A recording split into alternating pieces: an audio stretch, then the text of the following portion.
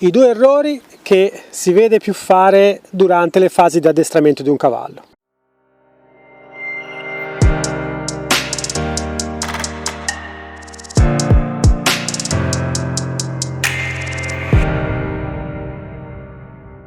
Nel video di oggi vi voglio parlare di quelli che sono i due errori più comuni che si fanno durante le fasi dell'addestramento di un cavallo. Chiaramente, come sempre, non si basa solamente sulla mia esperienza, ma anche su studi fatti da persone molto più illustri di me.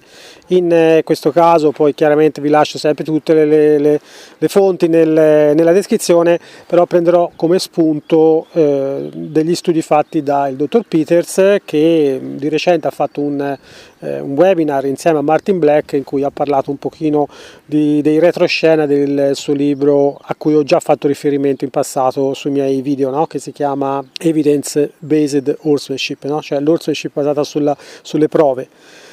In particolar modo vorrei sottolineare un aspetto che è quello che tutti siamo addestratori, cioè non sto riferendomi solamente a coloro che lo fanno come lavoro e che sono dei professionisti, ma gli addestratori in realtà siamo tutti noi, anche coloro che acquistano un cavallo oggi per la prima volta e iniziano a interagire con lui. Ogni volta che noi abbiamo a che fare con un cavallo, in realtà lo stiamo addestrando.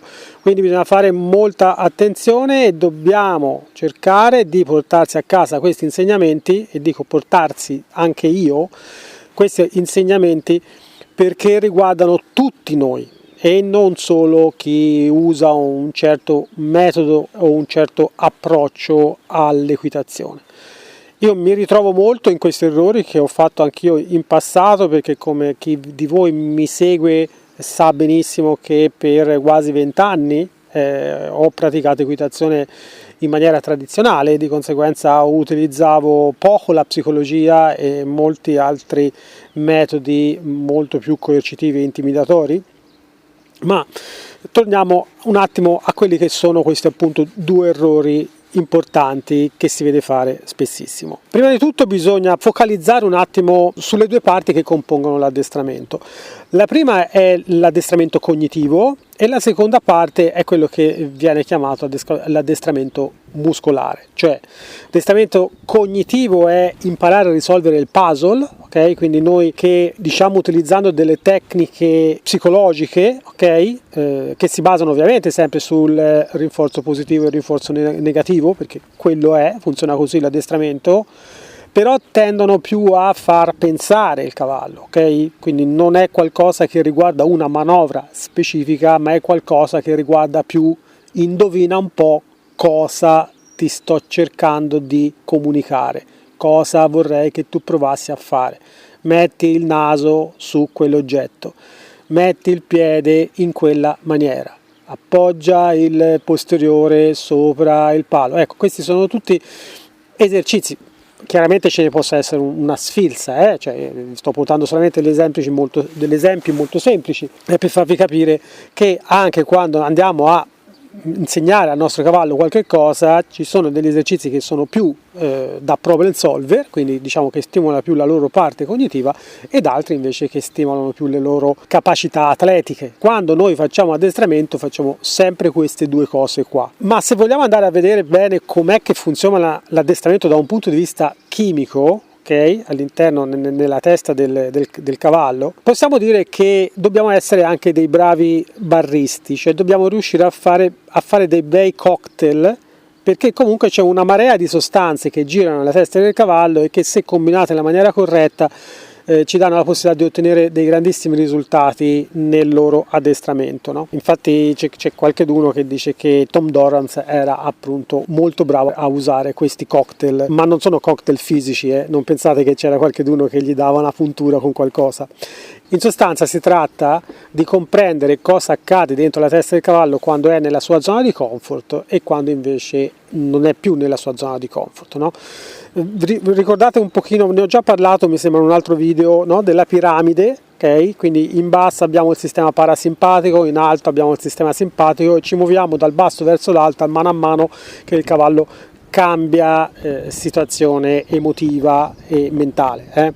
Nel quadro di queste sostanze possiamo riferirsi alla zona di comfort come una zona in cui alcune sostanze, in particolar modo la dopamina, l'ossitocina e la serotonina, sono in equilibrio perfetto fra di loro. Mi sei venuto a trovare? Vuoi spiegare anche te cos'è questa roba qua? Sì, però adesso dobbiamo continuare, dai! Sono così, i gatti sono estroversi. Quindi si diceva, nella zona di comfort abbiamo questo equilibrio che c'è tra la dopamina e l'ossitocina, in particolar modo l'equilibrio è creato attraverso il rilascio della serotonina. Mi perdonino chi è più tecnico, chi è più preparato su questi argomenti qui, però io sto cercando veramente di semplificarli al massimo, quindi perdonatemi se magari alcune cose non le spiego a fondo o altre ci passo sopra a pie pari. Quindi dicevamo, abbiamo queste sostanze nella zona di comfort che sono in equilibrio fra di loro e che quindi ci permettono di avere un cavallo che è tranquillo.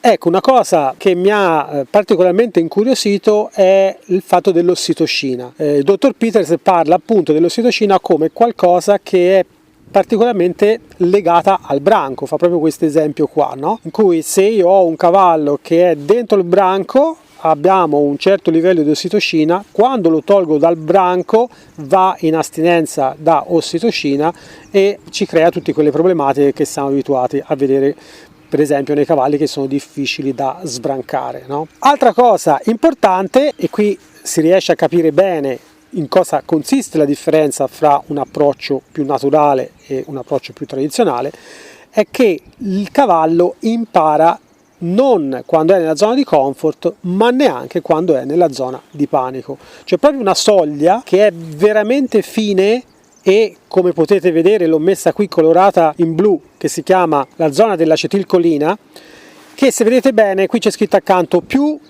norepinefrina. Cioè vuol dire che l'acetilcolina è il punto, cioè hanno visto che al momento dell'attenzione c'è un rilascio di acetilcolina e che però questa attenzione è maggiore quando questa acetilcolina viene accompagnata dal rilascio di norepinefrina. Attenzione che la norepinefrina qui viene quasi richiamata come se fosse un amplificatore, ma al momento che questa norepinefrina diventa troppa, ecco che abbiamo lo sconfinamento nella zona di panico, perché sarebbe tipo un amplificatore, un sensibilizzatore, ok? Quindi quando supera una certa soglia abbiamo una situazione che va a peggiorare e quindi entriamo nella zona di panico. Mi perdonino ancora una volta per la semplificazione, però a grandi linee è così che accade. Dovete pensarla in maniera molto semplice, come se nel momento che il cavallo è nella zona di comfort ha queste sostanze in un certo equilibrio, quando si avvicina all'attenzione, una soglia d'attenzione dovuta a uno stimolo esterno di qualsiasi genere, ecco che abbiamo altre sostanze che entrano in gioco e in particolar modo la norepinefrina, se comincia a diventare troppa, abbiamo il cavallo che va in panico. La cosa interessante che è stato visto è che, prima di tutto, come narro in molti miei video, al momento che il cavallo va in panico non riesce più a memorizzare, proprio perché queste sostanze qui gli inibiscono un po' la capacità mnemonica, no? Per tirarsi dentro e solidificare le informazioni che hanno ricevuto. Ma poi c'è anche un'altra questione. Quando il cavallo rimane troppo tempo e troppo a lungo, quindi troppo spesso, nella zona di panico, ecco che allora si va incontro a una situazione in cui queste sostanze rimangono troppo a lungo nel corpo del cavallo, troppo spesso appunto troppo a lungo, e si va a creare una situazione di panico cronico. Cioè, cosa significa di panico cronico? Che noi abbiamo perennemente il cavallo, anche quando non stiamo interagendo con lui in una maniera tale da mandarlo in panico, abbiamo comunque una situazione del cavallo che è sempre nervoso, diffidente, facilmente, che si impaurisce facilmente e crea un po' una situazione di disagio anche per coloro che ci si approcciano magari dopo averlo acquistato questo cavallo, perché dicono: ma come mai ha sempre questo atteggiamento, come mai si comporta sempre così, come mai ogni cosa che faccia ha sempre questa risposta.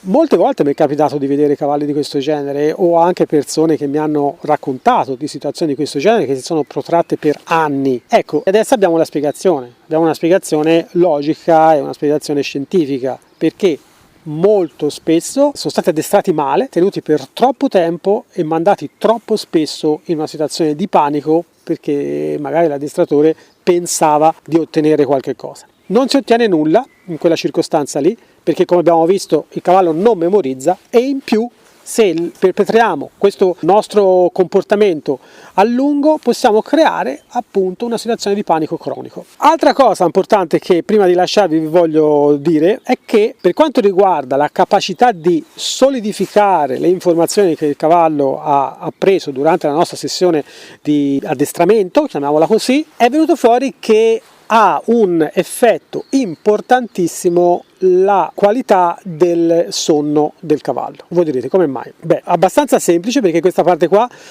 funziona anche per noi in quanto mammiferi. Nella fase REM il cavallo ripulisce, riordina e consolida quello che ha appreso durante la giornata. È un po' come se facesse pulizia sulla scrivania e rimette in ordine. Questo succede nel nostro cervello e succede anche nel cervello del cavallo. Quello però che è stato interessante scoprire è che la capacità di dormire bene dipende da vari aspetti. Ci sono varie ricerche, che come al solito le trovate poi in descrizione. Si è visto che uno di questi ingredienti è la posizione, cioè il cavallo quando è in posizione sternale significa che è accovacciato, è appoggiato sulla pancia e sullo sterno, ecco perché si chiama posizione sternale. Quando è in posizione sternale non raggiunge la fase REM, anche se magari lo vedete che dorme con la testa appoggiata in terra, eccetera eccetera, però va in sonno profondo ma non raggiunge la fase REM. Sapete che c'è sonno leggero, sonno profondo e fase REM. La fase REM non è lunga, è piccola, fate conto che una persona che magari dorme 7 ore sta un'ora in fase REM, un'ora e mezza in fase REM, distribuita nell'arco di tutta la nottata. Molto spesso è solo sonno leggero e sonno profondo. Un po' la stessa cosa succede per il cavallo. Chiaramente il cavallo dorme poco, perché essendo un animale, una preda, spesso e volentieri è in dormiveglia, ok? Però si è visto che la capacità di apprendere dipende dalla fase REM, e la fase REM viene raggiunta solamente quando il cavallo è in posizione supina, quindi quando è completamente sdraiato praticamente. E l'altra cosa che si è vista è che questo dipende da alcuni fattori ambientali, in particolar modo dalla profondità e quindi io direi comodità della lettiera. Hanno fatto vari test con lettiere profonde in maniera diversa, eccetera eccetera. Quindi il primo ingrediente è la qualità della lettiera, o comunque del dove dorme. Molti cavalli gli piace dormire fuori, in mezzo al paddock, ad altri gli piace dormire nella parte più sabbiosa del loro paddock, oppure gli piace dormire nella paglia molto alta. Insomma, ognuno di voi che ha il proprio cavallo lo sa più o meno, soprattutto se lo gestisce da solo, lo sa cos'è che gli piace di più o di meno. L'altro aspetto che hanno individuato come ingredienti del buon sonno sono, e lì ce lo potevamo anche immaginare, non c'era bisogno degli scienziati, le luci. Okay? La luce deve seguire l'andamento naturale del giorno, quindi no luci artificiali accese durante la notte, durante la sera, eccetera eccetera.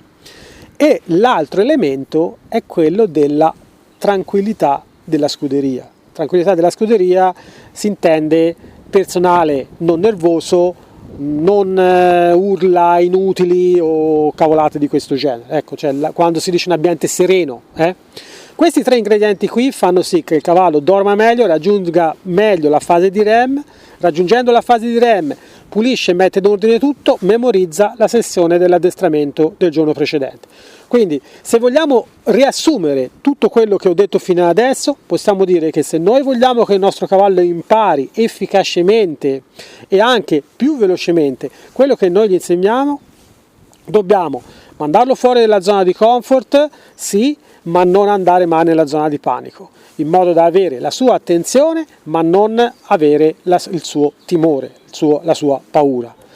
tenerlo lì giusto il tempo che serve per avere il massimo della sua attenzione e riportarlo nella zona di comfort, rimandarlo nella zona dell'attenzione, riportarlo nella zona di comfort. Questo per tutta la parte della sessione di addestramento. Dopodiché lasciare il cavallo al riposo e magari lavorarci il giorno dopo o 2 giorni dopo, 3 giorni dopo, non come vedo fare a volte la mattina e poi il pomeriggio e poi magari anche un pochino prima della sera, perché si dice almeno a questa qui faccio meglio, faccio prima, faccio in fretta. A me a volte mi è ricapitato, no? Che qualcheduno abbia avuto da obiettare sul numero di volte che io lavoravo il suo cavallo, e la mia risposta è stata questa: sei contento del risultato? Ah sì, sono contento, però se ci lavoravi di più. Io ci lavoro con i cavalli quanto mi dice il cavallo che deve essere lavorato. Quando io vedo persone che prendono cavalli 2 volte al giorno, già mi viene dei forti dubbi sulla loro preparazione. Non serve assolutamente a nulla. Ma se l'addestri tutti i giorni, dipende come l'addestri, l'abbiamo visto fino ad adesso, può darsi che sia una situazione peggiorativa e non migliorativa. Se poi io l'addestro tutti i giorni ma il cavallo vive in un ambiente stressante dove c'è il personale sempre incavolato o che urla, che mena, che batte, che picchia, oppure vicino a zone che sono altamente illuminate anche durante la notte, eccetera eccetera, capite bene che poi tutto il lavoro che viene fatto nella sessione di addestramento va a farsi friggere, anche se ho rispettato i tempi del cavallo, anche se ho messo tutto in linea e in fila nella migliore delle maniere. Quindi ricordatevelo, quando addestriamo un cavallo, zona di comfort come situazione di premio, come relax, soglia di attenzione quando si insegna e riposo, un buon riposo per il cavallo tra una sessione di addestramento e l'altra. Questi sono gli errori che non bisogna commettere mai, non tralasciare mai queste 2 cose. Se l'avessi saputo 30 anni fa mi sarei risparmiato un sacco di tempo buttato inutilmente e anche un sacco di problemi. Spero che vi portate a casa un po' di cose interessanti. Se vi è piaciuto il video fatemelo sapere con un like, iscrivetevi se non vi siete ancora iscritti e ricordatevi che c'è tutta una serie di video più tecnici e più fatti in un format da lezione che potete trovare dentro la sessione degli abbonati. Vi potete abbonare qui su YouTube cliccando sul pulsantino oppure andando sul club. Vi ricordo a tutti che se dovete iscrivervi al club fatelo con l'opzione dell'abbonamento annuale. Perché? Perché nei prossimi mesi, probabilmente entro la fine di giugno, l'abbonamento mensile aumenterà o si splitterà in 2 abbonamenti diversi, non lo so ancora, vediamo adesso come si evolverà la cosa. Mentre l'abbonamento annuale, che è fattibile solamente sul club, rimarrà esattamente come adesso, l'abbonamento mensile cambierà e probabilmente non cambierà neanche di poco, perché adesso cominciano ad esserci veramente una marea di contenuti e vogliamo evitare che ci siano persone che pagano un mese, si portano a casa quello che gli pare e poi si cancellano, e invece vogliamo dare sempre di più a coloro che aiutano il canale a vivere e a stare in piedi ormai da anni. Ricordatevi che tutti questi contenuti gratuiti che noi forniamo qui sul canale, disponibili a tutti, sono grazie agli oltre 200-300 abbonati che ci danno la possibilità di investire tempo, denaro e risorse per sviluppare questi video. Se non ci fossero loro, questo canale sarebbe stato chiuso nel 2020. Andatevi a vedere quel video dove lo spiego. Quindi se ti stai portando a casa qualcosa di interessante da tutti gli oltre 500 video che sono attualmente su questo canale, sappi che devi dare un grazie a loro. Se vuoi entrare a far parte dei sostenitori del canale, lo puoi fare appunto come dicevo prima, o semplicemente mettendo un like, o se vuoi fare qualcosa di più iscrivendoti al canale, tanto è completamente gratuito, non spendi una lira. Se invece vuoi sostenere il canale, ma come alcuni che sostengono il canale non hai nemmeno il cavallo, c'è l'abbonamento quello più basso che è 2 euro, oppure se invece ti interessa avere accesso a contenuti particolari più approfonditi su quello che è l'addestramento del cavallo usando l'equitazione naturale e in particolar modo il programma Parelli che io insegno, lo puoi fare andandoti invece ad abbonare. Se ti devi abbonare fin da adesso però ti consiglio di farlo sul club. Per oggi è tutto e noi ci vediamo nel prossimo video. Oh, galloping dreams, we ride far and wide, In a world so vast, we feel alive underneath the open sky.